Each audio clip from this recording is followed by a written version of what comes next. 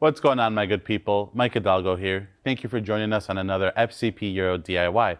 Today, we're going to be working on a 2016 BMW F10 535i.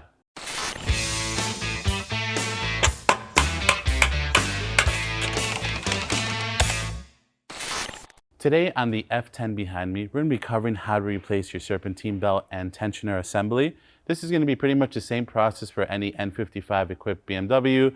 How you get to the belts may be a little bit different, as in what's in the way to get the electric fans out of the way and the cowling.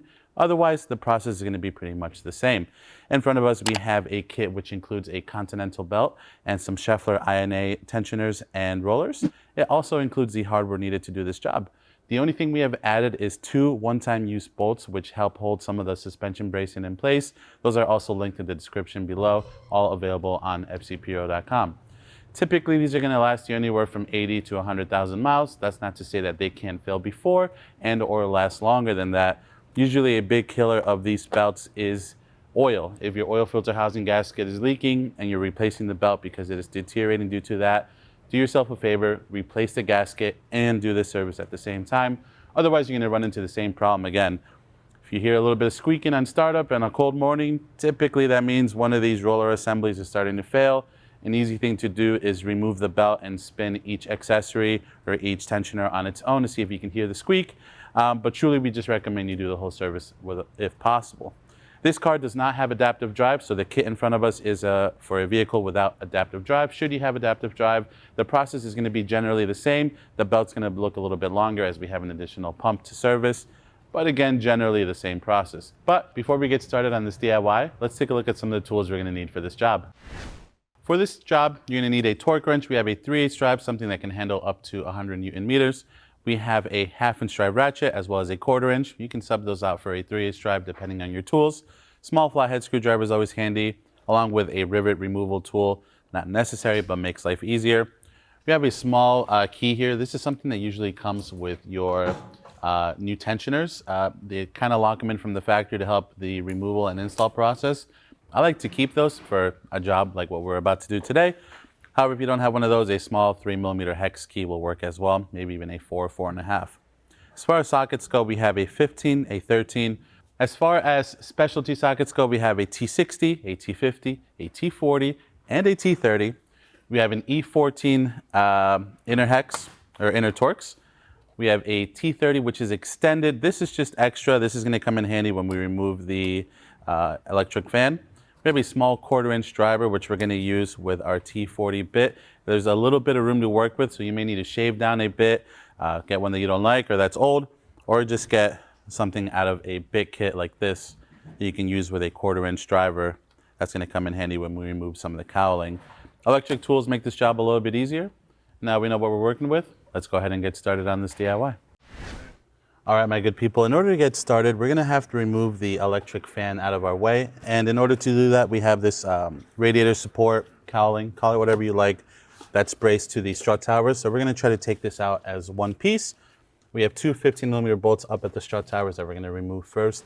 Those are one-time use torque to yield bolts, so be sure to check the link in the description below so you can get those before you do your DIY at home.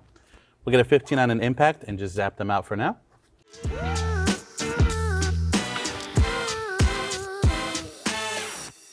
For those of you that remember and watched our engine mount DIY, you'll know this bolt has already been removed, so we will be replacing it, like I said. With those 15s out, these brace bars are now loose. The next move is going to be to lift up these flaps here. These are kind of surrounding the hood latch releases. We have 2 rivets that we're going to undo. We have one on the bar itself, and we have one here on the inside of the fender.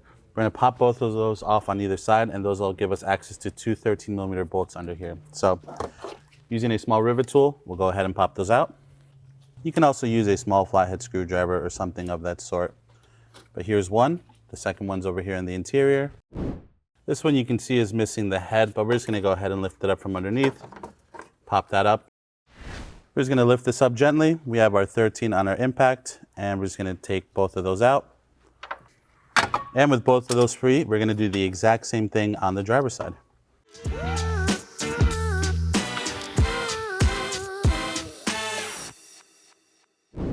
Up front here, we have two T30s on either side. We just have our T30 on our 1/4" ratchet. We're gonna go ahead and get those out.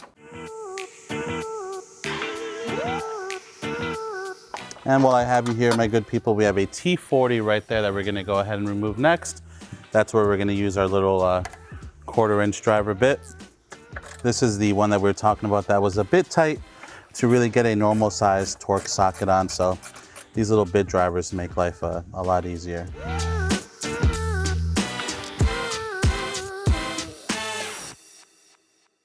Underneath each of these flaps by the latches, we have two more T30s that we're going to want to remove. That's going to allow us to pull up this brace. You can see we have two up here. We'll go ahead and get those off now. I'm just switching to the extended T30 so I can keep my fat hands out of your view, my good people. And now we're just going to go ahead and replicate the exact same thing on the driver's side.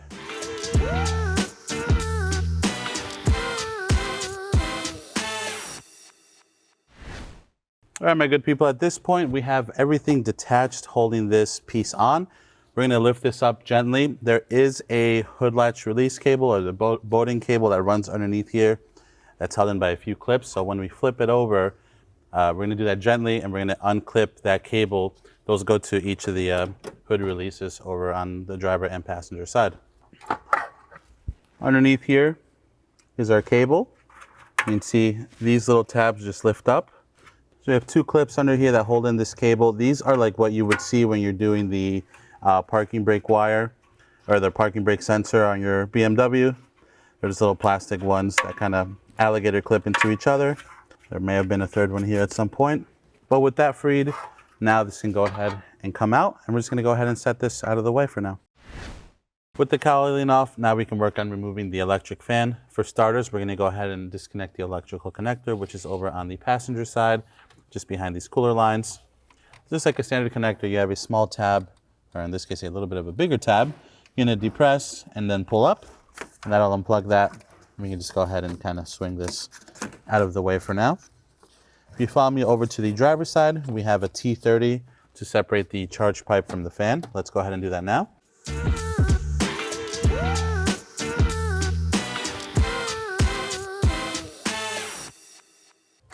And here's our T30. Make sure you set this to the side for later.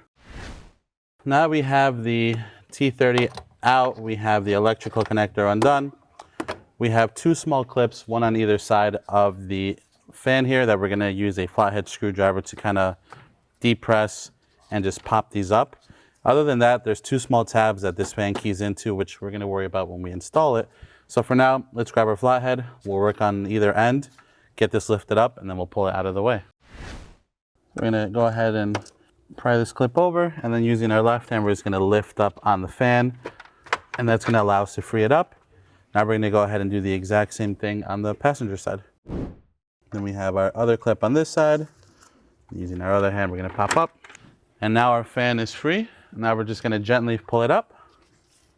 And those two tabs we were talking about sit right down here at the bottom. Here's one, here's the second one. Pretty standard. We just have to make sure that those key back in to the bottom of our surround when we reinstall this later. But for now, let's set this to the side and get to taking off some belts. Before we go ahead and remove the belt, we do have a 10mm bolt, which, you know, I lied to you, my good people. I'm sorry. You're going to need a 10mm socket, but knowing you good people at home, you have one, so don't get too mad at me. We're going to go ahead and remove this 10mm bolt so that we can then work on removing our belts. This holds some of the AC lines in place, which BMW was so kind enough to route in front of everything here.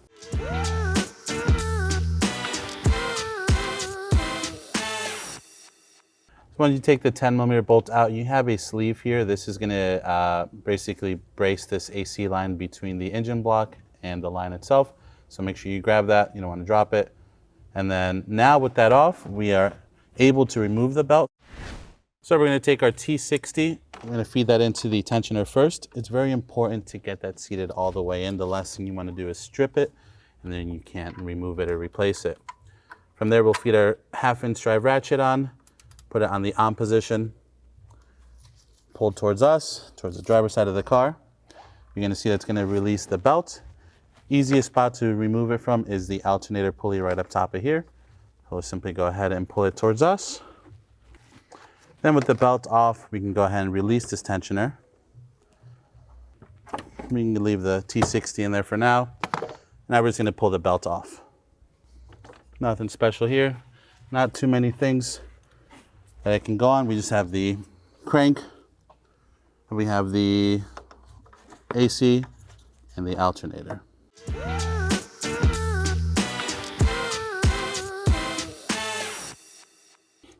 And now with our belt out, like any job you're doing, it's always important to compare the parts.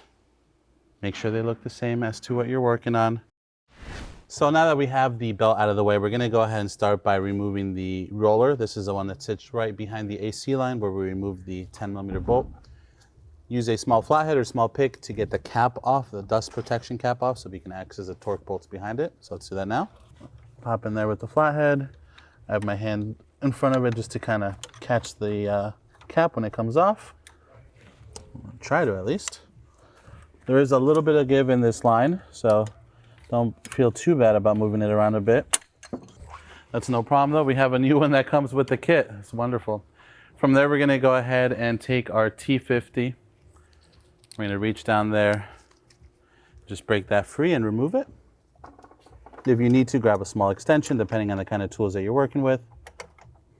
Make sure that your torque spit is sitting all the way in. Then go ahead and break that free.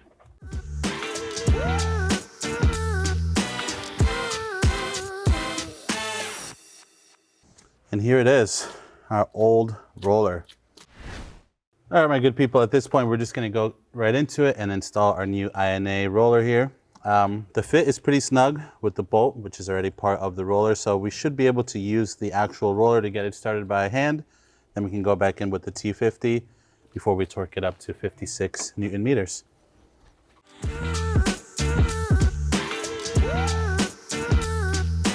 Now we're gonna go ahead and set our torque wrench to 56 Newton meters so we can torque down that T50. There we go, ready to rock and roll.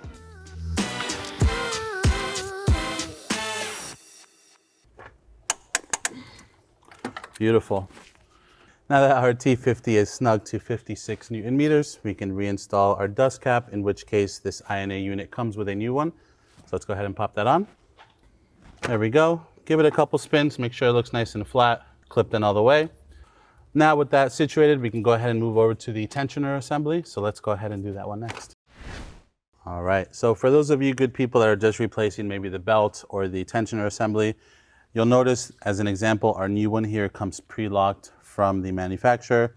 You can go ahead and lock yours if you're not replacing it, just to make the removal and install of the belt a little bit easier versus having to hold a breaker bar with your T60 there. In our case, since we are replacing the whole assembly, there is no need to lock it, but should you be locking it, you simply install your T60, detension the tensioner, and stick your locking tool in. They have a little bit of a lip here that you can use to lock with whatever tool you're using. So again, 3-4mm hex key will work just fine. But again, in our case, we're just gonna pull it out, so no need to lock it for any reason.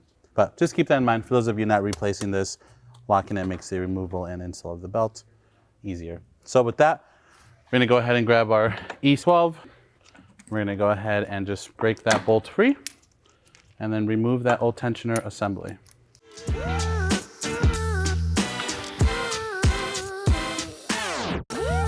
There's our old bolt. New one is included with the new tensioner assembly. And then out comes our old one. Sits like this, facing you inside the car. Bearing's not totally wasted. Again, this car doesn't have that many miles on it, but this is more about how to cover this than it is fixing a problem on this vehicle. So with this, we're gonna set this to the side. We'll grab our new bolt that comes with our new unit, and we'll get ready to install it. All right, my good people, we're gonna install our new tensioner. This one comes pre-locked, obviously, which will assist us when installing the belt. We don't have to worry about detensioning it. You'll notice on the back side, on the body of them, they have a small ear or tab, call it what you like, sticking out. That keys in only one way up into the engine block, which allows you to detension and tension the device, and it keeps it from just spinning around. It really only goes on one way. It's pretty hard to mess up, but just keep that in mind. Make sure that ear is going into the notch on the block. So with that, let's go ahead and feed it in.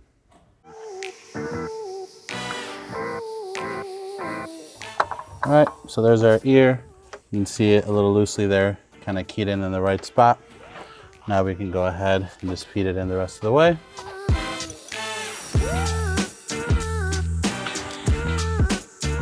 All right, with that there, now we can take our new E12, feed that through.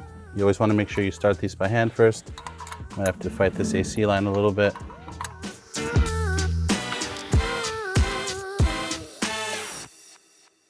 All right, we have it situated now where it needs to go. We have our E12. We're just gonna work on getting this started by hand first.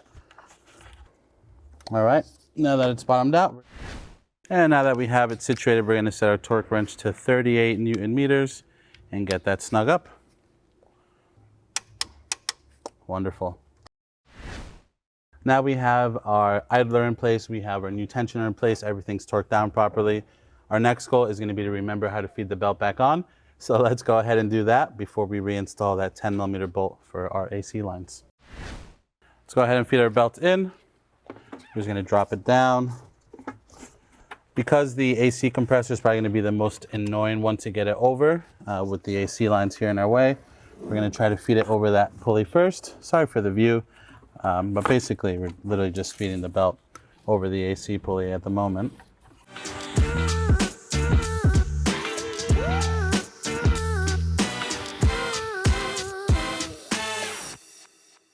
So now we have the belt coming up around the crank pulley straight over to the AC compressor. It does a full dive back down underneath the idler pulley that we just installed. Pull that right back up over the alternator and then straight underneath our tensioner back to the crank pulley. And now with the belt in place, we can go ahead and grab our T60, detension the tensioner, which will leave our belt nice and tight. From there, we can install that 10mm bolt and get one step closer to wrapping up this DIY. We'll grab our T60, make sure that seats in all the way on the tensioner.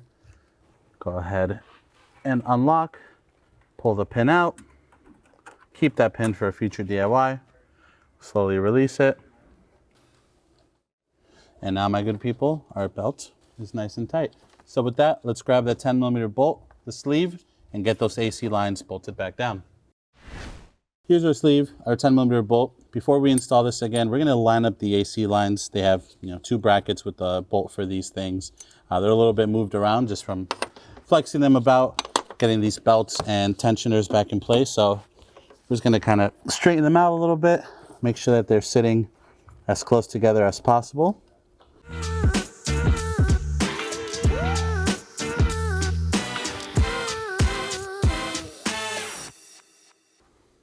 So at this point, we got a few threads on it by hand. You don't want to cross thread this, so make sure you get a decent amount of threads started first. Move the lines a bit if you need to, and then we can go ahead and feed it in the rest of the way with our 10mm socket and ratchet.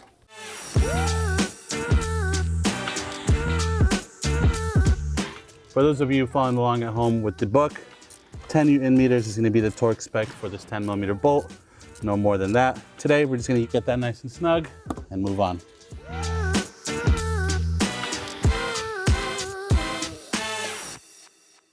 Now we have our belts in place. And I keep saying belts, my good people, but you know what I mean. It's a belt, okay? I came from the E36, the E46, we had two. So I'm stuck on the belts thing. We have our belt in, our tensioner, our roller, our AC lines are bolted back up. What we're gonna do next is grab our electric fan assembly, get that fed in. So let's do that now.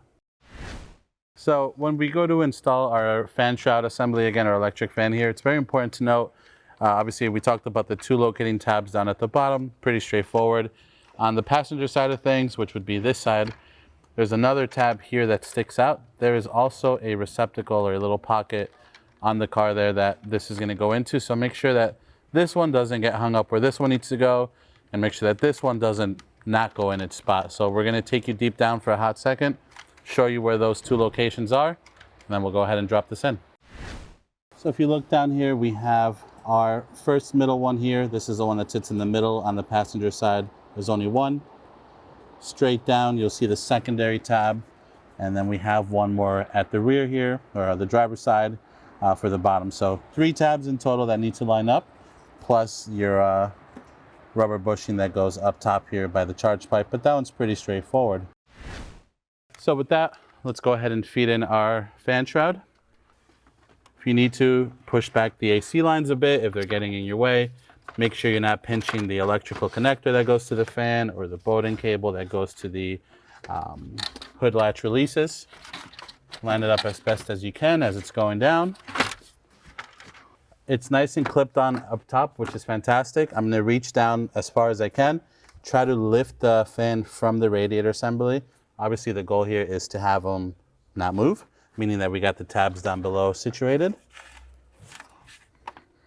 Yeah, that feels wonderful. That's nice and good. So with that, we can do one of two things. Why don't we go ahead and work backwards? We'll reinstall the bushing for the charge pipe. So let's do that now. I'm gonna go ahead and feed the bushing in. Sorry for the view, my good people, but it's pretty straightforward. You're just pushing it down. It's gonna bottom out on the fan shroud itself.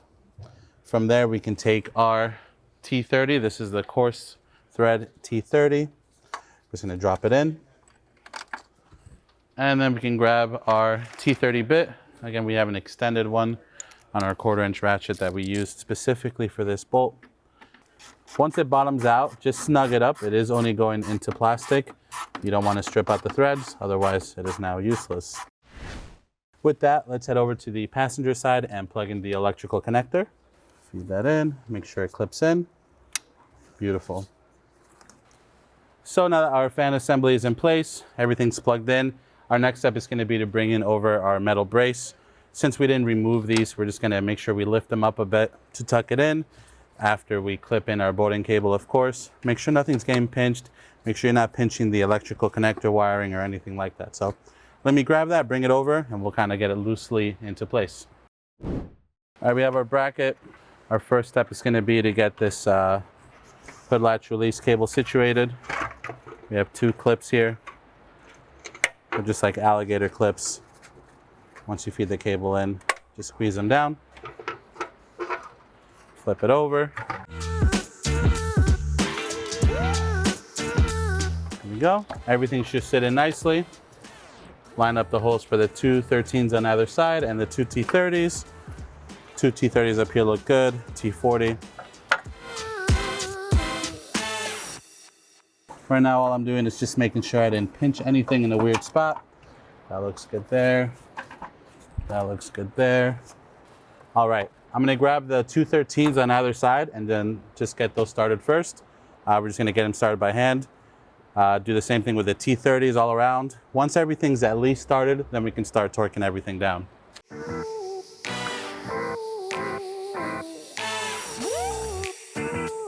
Then we have the small head T30s.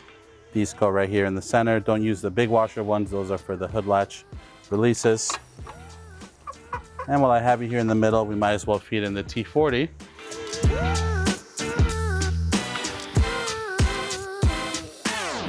We're gonna grab the 2 T30s that sit under either flap and get those started by hand as well.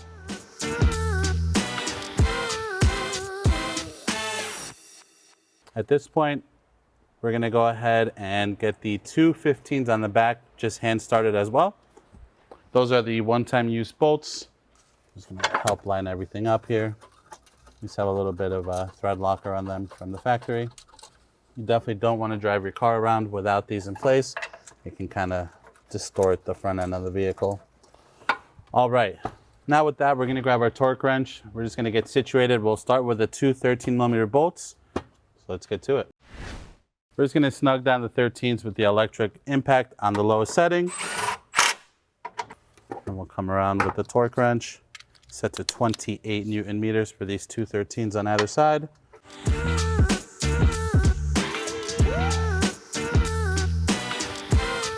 If you want, now that we don't have to lift up these flaps anymore, we can reinstall the plastic push rivets or expanding rivets now, just so we don't forget later. We have 2 T30s up front. We're just gonna go ahead and snug those down. They don't need to be super tight. We'll do the T30s at the hood latches as well. Again, we're just gonna go ahead and snug them down. We're gonna torque them down no more than 8 to 11 Newton meters per BMW.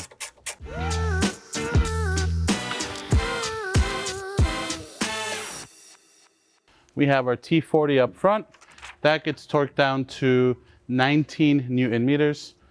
You already guessed, we have the old calibrated wrist for this one too, because we can't really fit a proper torque wrench in here. So we're just gonna go ahead and snug it down. It doesn't need to be gorilla tight.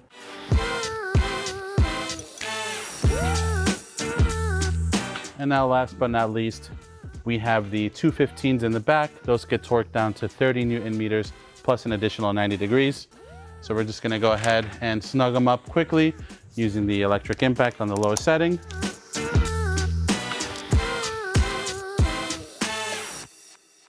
Then we can get our torque wrench, set it to 30, set it to stun. Locked into place, listen for the click. And we're gonna do an additional 90 degrees.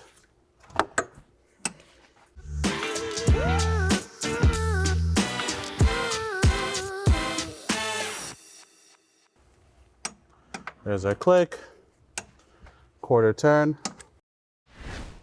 And with that, my good people, that is going to conclude this DIY for today. Overall, a straightforward job on the F10 chassis. Highly recommend getting the 215mm bolts in the back. Don't skimp out on those. They're torque to yield. The last thing you want is a snap bolt in your strut tower. And most definitely do not drive without those brace bars in place.